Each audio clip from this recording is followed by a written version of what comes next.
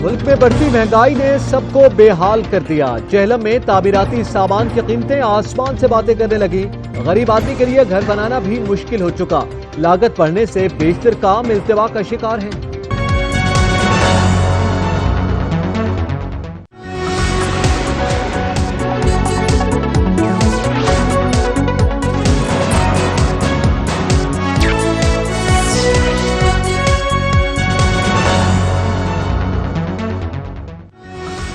अस्सलाम वालेकुम, इलाकाई खबरनामा के साथ मैं हूं एतजाज नकी। हेडलाइंस आपने जानी। बुलेटिन का बाकायदा आगाज करते हुए आपको बताएं, महंगाई ने जहां बहुत से शोबों को मुतासिर किया है, वहीं बिल्डर्स और प्रॉपर्टी डीलर्स के कारोबार को भी धचका लगा है। जानते हैं बाबर हुसैन की इस रिपोर्ट में।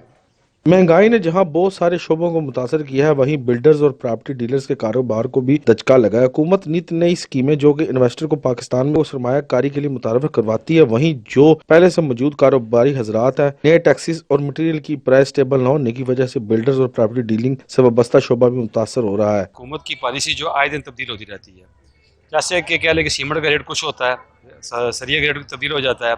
जैसे बिल्डर्स हैं, हमको घर शुरू करते हैं, किसी के साथ क्लाइंट के साथ रेट तय कर लेते हैं, हम तो उस वक्त रेट के मुताबिक करते हैं।